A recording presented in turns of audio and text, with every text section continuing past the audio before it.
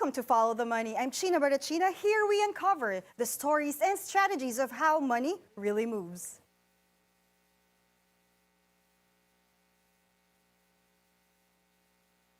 Today we focus on the business of wonder, how imagination can turn into enterprise, and how entertainment and edutainment shape new industries in the Philippines. From Inflatable Island to Lakbay Museo, and now Wonder City Clubhouse, our guest has built experiences that combine joy, purpose, and business. Joining us is Myka, founder of Wonder Society Clubhouse and board director of the Philippine Amusement and Entertainment Corporation. Hi, Myka. Hi. Glad to have you here in the show. Thank you, China, for having me. Okay, it's our pleasure. So I'm really excited that you're bringing fun and also education. But I want to go back to the origin. Where did it all come from? Like growing up in a Chinese Filipino family, what was your earliest memory about money? Siguro I'm lucky na kasi we always get ang pao. Every birthday, every Christmas, we have ang pao. And then my parents would always keep it and then would give it to me in the end. So when you receive it, ano ba yung nasa isip mo? You have to spend it or you have to save it? They really taught me how to save. Tapos they said na if I have money, siguro I only spend 10% on what I want. And then the rest, kailangan save. So who influenced your relationship with money the most? I mean, your parents or your grandparents, or do you have a mentor growing up? Well, when I was younger, parents ko talaga. Talagang matipid talaga sila. Like, they don't give me mga luho. Everything is just needs lang. They only give me gifts kapag birthday ko.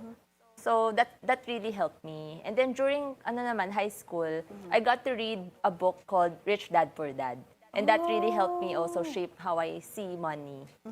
In the Rich Dad Poor Dad story kasi, di ba, parang he has two person that he has in mind that he considers as a father figure, di ba? Yung isa parang poor, yung isa rich.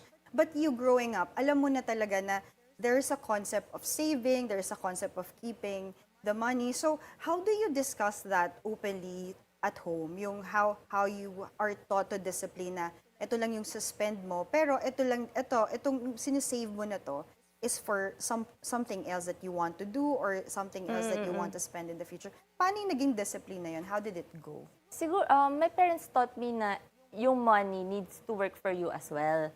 So, we only spend, let's say, 10% of what we earn, and then the rest, we reinvest it. So, natutunan mo na at an early age. Ilang taon ka na to, no? Natutunan mo about? 15?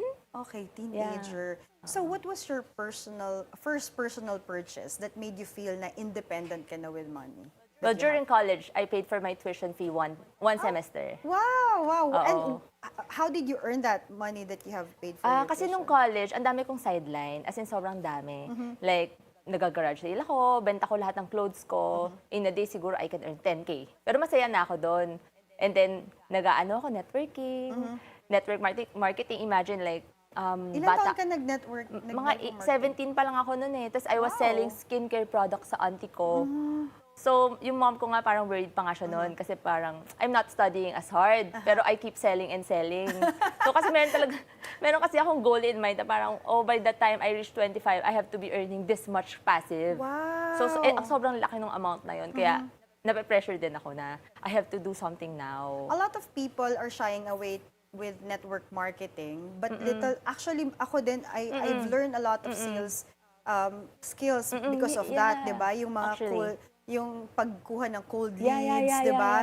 Na wala pang online noon, it's something na you do talagang ikaw kakausapin mo yun. And it's the discipline that they don't know that you can learn from that. Ano yung natutunan mo when it comes to that? Actually, looking back kasi ako I don't do network marketing now, pero looking back at 17, na-experience ko na parang I'm talking to people I don't know, I have to message people I'm not close with. Sobrang nakakahiya, di ba? Nahihiya talaga ako, but I just have to do it. No naman, pero parang nakakahiya lang to ask for something na we have to meet here para mag-seminar tayo. Yeah. Only to sell them something na kailangan mong join. Pero it really pushed my boundaries at that time na paano mag-think strategically on how to sell to all those people. And then when it comes to like, ngayon, so you started with that and then now you're calling yourself a wonderpreneur. So when did you first realize na yung imagination could turn into a profitable business? Mm, well, looking back rin of everything na we've achieved now, parang dream ko talaga magkaroon ng something like Disneyland. Oh, wow! Oo, kasi sobrang amazed ako na of everything they've accomplished. Na parang, how is that possible na yun yung business mo? So parang, ngayon ko lang rin na-realize na parang, oh, it's possible pala if you think of something and along the way, I get to meet people who would be able to help me as well. Pero creative ka na possible pala. talaga. Like, do you have that creativity in mind? Malawak na talaga yung imagination mo growing up? Oh, yes, yes. Actually, back in the days sa high school, ako lagi yung nanalo sa bulletin board contest. Oh, wow! So yung creativity ko, nagagawa ko lang siya in different ways, like events or sa arts. In different ways. Kasi creativity naman is endless eh. You can apply it that's right. anywhere. Yeah, that's super nice. Oo. So when it comes to like anong kakaiba dun sa bulletin board? Like when you're trying to win Basta it. gusto ko lang ako yung best. Para I guess yun din yung na-apply ko now. Parang hindi ako masatisfy unless maging best yung yung result. That's right. So, and what inspired you to create experiences? Kasi 'di ba from bulletin board, now it's an experience with education. Who is inspiring you to do so? Well, before kasi I met a friend who invited us to do the Inflatable Island and dessert. And then now naman, I'm with my husband and my cousin. We started the Philippine Amusement Entertainment Corporation. So we're doing edutainment. So since we're doing education, we're also always thinking of ways on how to apply na educational na hands-on experience for the children. So after that, so you have been part of the dessert museum, tas you have the inflatable. But how can you tell us more about naman yung when you transferred your experience to like Lakbay Museo, Omniverse, itong mga to, like what was your goal or end goal in mind? What do you want to achieve? Well, kasi during school kasi I always feel na may kulang sa school na so many things that we learn in school, we don't really get to apply. That's why we wanted to focus on hands-on learning, educational. Parang progressive. Yeah, educational experiences na talagang makikip mo talaga and mareremember mo even when you're older. Kasi di ba there are some ways to learn na kinesthetics, they're audible. So parang gusto mong matap yung experiences of people who can learn it from experience. Na, Feeling ko mas nagsistick kasi siya eh. And sobrang blessed yung mga children ngayon kasi na-experience nila siya ngayon. Yes. Unlike when I was in high school, walang ganun eh. And then which came first for you? Like the idea of creating joy or the business model behind it? Kasi syempre when it comes to that, 'di ba, malalaki yung cost niyan. Yeah. Ano yung nauna? Well, actually, when you were thinking about bata pa lang ako, I'm really, parang mahilig talaga ako kumita ng pera. So, money comes first talaga. And then, yung passion na lang is after. So you also don't sacrifice the costing, the margins to give away that kind of entertainment, that kind of education, pero at least at the end of the day, dapat kumikita ka pa din. Dapat talaga feasible. Otherwise, malungkot din. Pero how do you decide, like in terms of like being fun and being worth investing for? Paano mo siya nababalance? I guess before kasi it's all about money. Ang dami kong nagawa from the past na it's all about money lang talaga in mind. But now it's different eh. Parang I want something na I would be proud of. So I guess if you love something and then you work your hardest, I guess it's worth investing in. Paano ka nag-mature naman when it comes to like how you deal with money noon? Kasi nga, yun na, all you have to think about is yung margin mo, kailangan profitable siya. And now that you're mature enough, na ang dami mo ng pinagdaanan na challenges at your age, yung mga na-experience mo ngayon, wini-wish ng mga people at their 40s, 50s na na-experience na nila. How did your relationship with money change over time?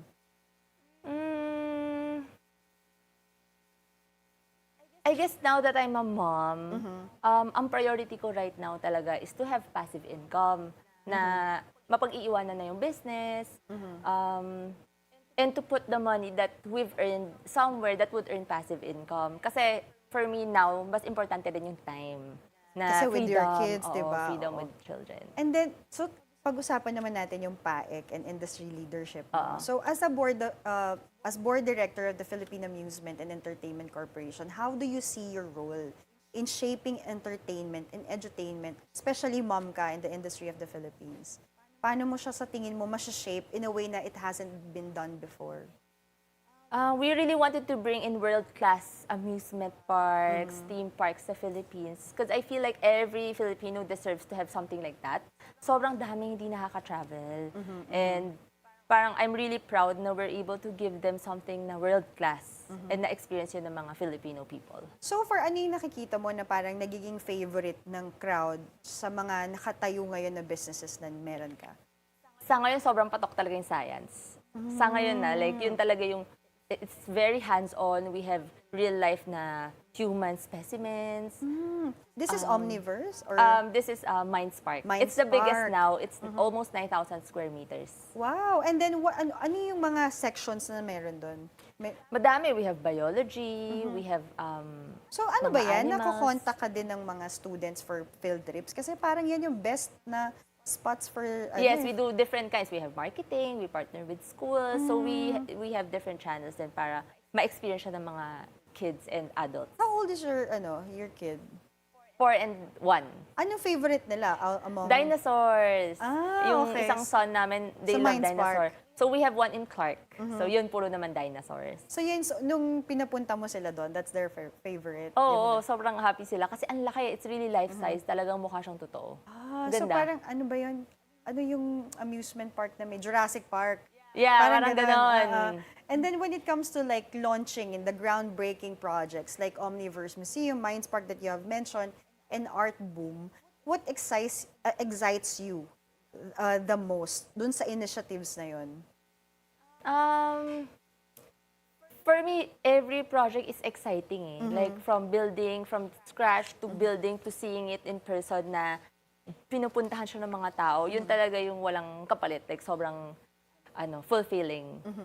Ano yung, how is your day like? Maiba lang tayo. Like, you're a mom, you're also a wife, you're a business entrepreneur, you're a wonderpreneur. How do you divide your time to make sure that everything is balanced? Yun nga, actually, that's the thing that I find the hardest to do.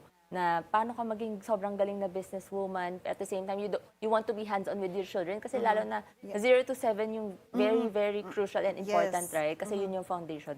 So that's why we're creating this new project naman that will help solve that one. So parang, alam mo na ito yung magiging challenge mo Yeah. next. Nag-build ka na for that. Oo, kasi feel ko ang daming moms na parang sacrifice na lang nila sarili nila kasi children na lang muna. Is it the main pain point that you want to address in this new business venture that you have? Actually, So what is it about and what is it called? It's Wonder Society. Okay, and can you tell us about Wonder Society and how is it solving the challenge that you were mentioning? So, Wonder Society is going to be opening this year in Green Hills Mall sa roof deck. Oh, no, At yun, what is sobrang it laki like? siya. Ano So, siya? it's going to be a membership clubhouse for families. Okay. For now, it's going to be exclusive. The reason why we want it to be exclusive, kasi as a mom, parang wala rin akong place na pag-iwanan yung children ko na I feel safe. Kasi even when they're with their yaya, parang you don't know rin who they're mingling with or sino nakikipag-picture sa mga kids ko. Parang, Oo nga, no, dati hindi yan problem, no? Parang, oo, sa social media ngayon, parang very careful tayo dapat with who our children are interacting with. Kaya, gagawin mo na namin siyang referral only and exclusive. And then when you say that you make sure that yung privacy ng mga bata when it comes na nandun sila sa area, do you also provide that kind of space na safe sila dun sa mga ganong klase na? And what are they gonna learn doon sa loob when they're there? So, syempre, number 1 namin is security. We would be having security guards. It's inside the mall and hindi kung sino-sino basta pwede susundo sa anak mo. So para siyang school? Para siyang nagsuschool? Ano siya? It's not a school. We want to complement the school. So whatever they're not learning in school, we want to focus on real-life learning. So the facility itself is built around real-life learning.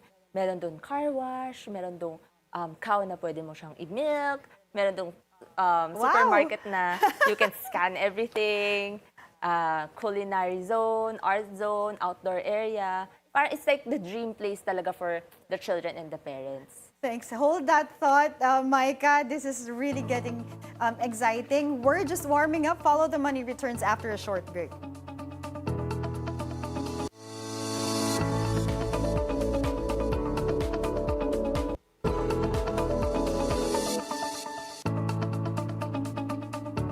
welcome back to Follow the Money. Still with us is Myka C, founder of Wonder Society Clubhouse. Ayan, so going back to what you're saying, so merong mga different activities that that this particular place will have, and para siyang mini Disneyland ng mga bata, that Yes. wherein you will learn, I mean, and that, what will the parents do? Kasi ang usually kung nakikitang challenges sa malls, kapag may mga ganyan, either yung susunod-sunod yung mga mommies dun sa activities ng bata, or nandun lang sila sa gilid, wala silang particular place. So how do you address that naman na concern? Yun nga eh. Right now, kasi when we leave our kids sa mga playground, you just kind of dump them off. Pero this time, there's going to be activities throughout the day to make sure na productive yung children and purposeful yung learning. And for the parents naman, syempre, priority yung parents. We have a lounge for the parents. Ay, wow. We would have cafes. Magkakaroon ng events all throughout the month para we get to meet new people din. Kasi as parents, kailangan nag-grow din tayo, hindi lang lahat sacrifice, di ba? Yeah. And then maganda rin kasi makakapag-chill sila. Kasi usually that's the challenge that I see with places like for kids na places. Oo. Stress yung parents sa Yun nga, pagbabantay. yeah, exactly. That's Oo, really exactly. nice. So, in all of these things that you do, Myka, what opportunities do you still see for the Philippines in terms of building world-class amusement and science attractions? I feel like it's really good to invest in not just the museums in general, but education. For me, that's something na we really need to push in the Philippines kasi parang yun lang yung way para makapag-compete in other world in other countries. So it's not a challenge for you that, di ba, yung iba na, I mean, the market that you want to have is yung mga young parents. Kasi they have to be, like, hanggang anong age ang kinikater ng bago nyo We want to venture? start as early as 1. Okay. And then main market is like 1 to 8, but then we would have activities also from 8 up, 8 and up. Okay. And then how do you balance both creative visionary and as a corporate leader? Kasi di ba magkaibang hemisphere nga yan. Parang being logical and being like, okay, this is what we need to do versus yung touchy-feely na creativity. How do you balance those two? Well, honestly, we have partners kasi. So, I have my husband, I have my cousin. We have partners in the business. And my cousin naman, he's really good with corporate, like, Operations. execution, operation. So, ako, parang, this is what I want. Ito yung na-vision ko for this Wonder Society. And then, we would all help each other. And even my husband helps with the construction. Talagang tulong-tulong kami lahat. Nice. And then, in terms of like economics naman of Wonder, you've built empires out of like unicorn floats, like cultural museums, cosplay collection. How does Wonder translate into revenue? Like, how do you monetize those? Actually, people might think na dahil malaki siya, like, wow, it's really earning a lot. But it's not usually the case kasi syempre, with the big space, malaking cost. Malaking manpower, investment, and even the maintenance. And also, we would also have peak season and low season. So, talagang binabalance lang talaga namin. Right now, ang priority talaga namin is providing happiness talaga for the people. Without sacrificing, syempre. Diba? But what's the biggest misconception naman for people who have business of entertainment and experiential museums? Siguro they think na it's like glamorous lang and easy. But it's not really kasi sobrang daming research talaga that we did to even open one. And what is like, if you're gonna say what you are most proud of right now, na parang hindi pa na-experience sa Philippines, na meron kayo, ano yun?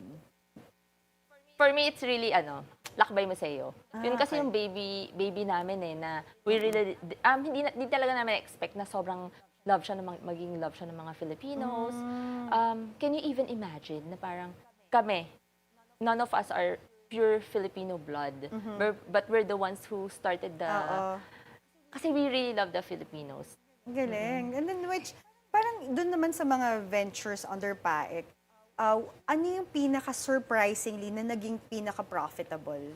Like, is it also Lakbay? Yeah, yun din. Yun din yung Lakbay. Kasi talagang from different sectors to different ages, talagang love nila like mga balikbayan. Imagine balikbayan, yung mga yung mga grandmas, grandpas, talagang whenever they go there, talagang maiiyak ka talaga sa sobrang love mo yung Filipino. Wow, as in lolo and lolas? Yeah, kasi meron kami mga cultural dances, meron kami mga patikim, yung mga talagang experiential siya. Let's go, I'll tour you. Sige. So, when it comes naman to, nakikita ko kasi how imaginative you are. Like, when it comes naman to money, how do you balance? Like, is this venture is too risky versus this venture is actually worth the leap? Paano mo siya binabalance when it comes to that? Have you heard of Ikigai? Yes, Oh, yes, yun. Ikigai kasi, di ba, it's about The what you sweet love spot, doing, yeah. What's your mission, what people are willing to pay for, and what people need. So I guess if nahit mo yung 4 na yun and you're really doing your all, it's worth the risk talaga. Ang ganda kasi you have like a reference of which ones to go to. Like, I will be, kasi it's gonna be like for someone in your position, pag puro gut feel lang, di ba, syempre nakakatakot din yan. It has to be something that substantial that you want to measure. And then, so let's go naman, speaking of measure, let's go to naman discipline and growth. How did your Chinese-Filipino discipline in saving, investing, or even managing money help your business right now? Kasi business naman, there's always up and downs. Yeah, When we started yeah. our business, pandemic pa yun. So, Wow. at the beginning talaga, like, sobra kaming matipid. Like 2020, no? Yeah. Oh. Oo. So, it was really difficult. Whenever we have a bit of money, we would reinvest it in the company. And then we would keep on planting and keep on planting lang. Na, that's something na parang na-apply namin, yung pagka-Chinese namin, na on how we would be able to save the company. Kasi sobrang hirap talaga nung pandemic kasi walang tao. Grabe, how you're able to manage and sustain that during those times na hindi ka, like, ano yung, kasi in your, syempre makikita mo walang tao. Oo. So, paano mo Masakit. mina-manage like mentally, physically? Paano mo Yeah, siya? mahirap siya. It's not easy. Pero, yun nga, when you love what you're doing and you feel na it's your purpose, it's your mission, may deep talaga na desire to succeed. Nagiging Hindi talaga kami, resilient ka. hindi kami nag-give up. Have you ever made a financial decision na niregret mo? Wala naman, wala. Kasi everything na na-fail ko from the past is something na I learned na... And what was that learning? Ano yung Sobrang- natutunan mo dun sa biggest challenge na na-encounter mo? Madami. Like, parang, like, sometimes who you have to be with, you have to really choose who your partners are. If this is something lang na you just want for yabang, or if it's something talaga na feasible, you have Parang to really dapat study. align sa values mo. Oo, and then yung mga legal issues, you have to check if the property ba is legal. Sobrang dami ko kasing na-experience na losses from the Because past. of that. Oo. Well, ito na yung mga fun naman. So we are done with the serious one. So let's go to rapid fire question. Just answer what comes in your mind. You don't need to explain. So if money grew on trees, would you start a forest or just one really big plant? One really big plan. Which hurts more, losing Wi-Fi or losing 1,000 pesos? Wi-Fi. 1,000. If your business were a superhero, what would its superpower be? If my business is a superhero, Ano yung superpower niya? happiness. Talagang providing happiness. Nice. Oo. And you complete the sentence, money follows you when blank. When you attract it. Okay. And then in this, your personal mantra, not necessarily, because the usual verse is love for money is the root of all evil. Yeah. But this one, I want you to complete the sentence. This is a traditional question that we ask to our guests. Money for you is the root of all blank. Root of all... I don't know. Ano ba, inspiration ba? Creativity ba? Like, how do you think money will be the root of ano siya for you? Of all... I feel like money is the na-exemplify yung what you are inside eh. Okay, yeah. I got that. Thank you so much, Jem. Myka. Amplify pala. Amplify. Amplify, Is the term. yeah. Oo. Thank you, Myka, for sharing your journey today. It's been a pleasure to have you with us. Every success Okay, so let's see. Every success story starts with a vision and thrives when you have peace of mind about your finances. As Suze Orman once said, a big part of financial freedom is having your heart and mind free from worry about what-ifs of life. Myka's story shows that imagination isn't just play. It can be strategy, legacy, and enterprise. From floating islands to cultural museums and now Wonder Society, she reminds us that creativity and discipline can build experiences that last. As she shapes the future of entertainment and family spaces in the Philippines, her journey proves that wonder and wealth don't have to be opposites. I'm China Barachina. Stay curious, stay sharp, and always follow the money.